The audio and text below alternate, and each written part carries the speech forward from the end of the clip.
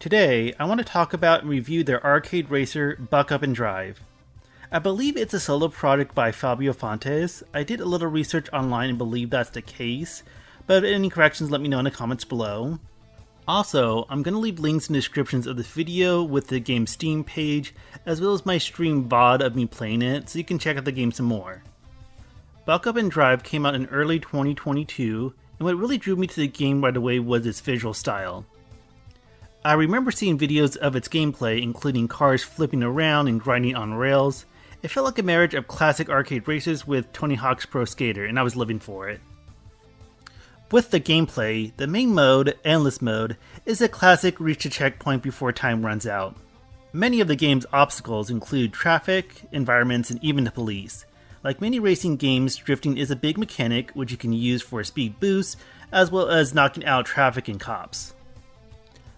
I also love the visual flair of knocking out other cars, which can include the occasional F-bomb, and I feel like this adds to the style and feel of the game. Also with the main gameplay, the boost to hit and ramps to jump off of to perform stunts to help boost up your score. And speaking of score, there's also online leaderboards which can help add replayability to the game. Going back to the visuals, I really dig them, and the different locations you can see in a run is pretty cool.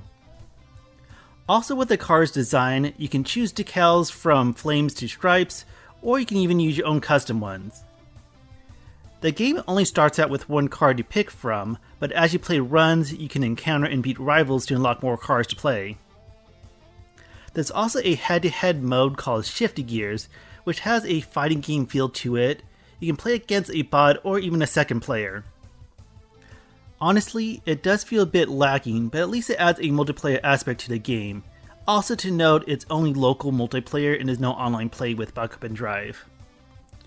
Now onto my criticisms of the game.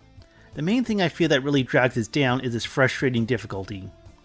If I didn't play this game more on stream and give it more of a chance, I would have completely written it off.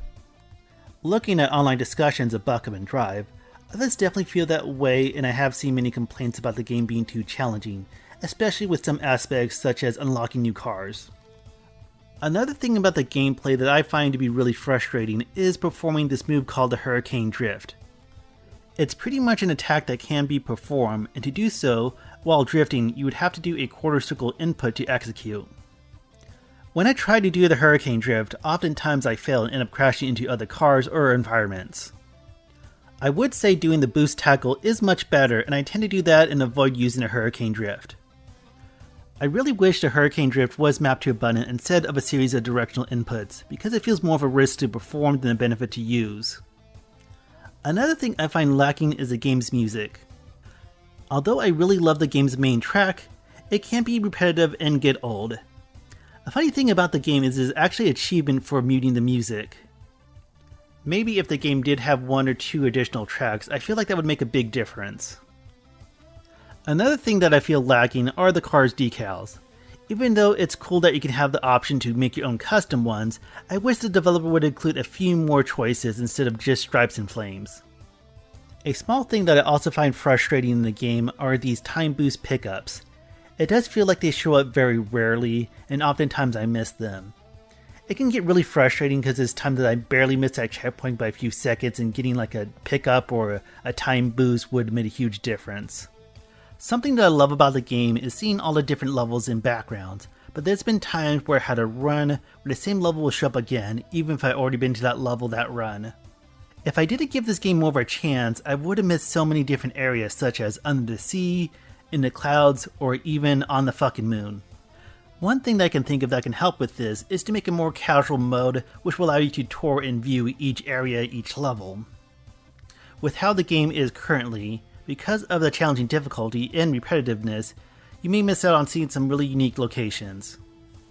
Another thing that I loved about the game is performing stunts, but because of traffic and other obstacles, I may crash or mess up or slow down, so sometimes performing stunts can feel more of a risk and deter the player from performing stunts. I think it would be a cool idea to have a separate stunt mode that eliminates traffic and these obstacles.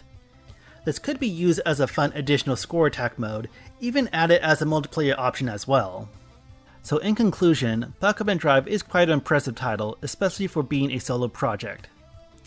Honestly, I find it hard to strongly recommend this game due to its challenging difficulties and frustrations.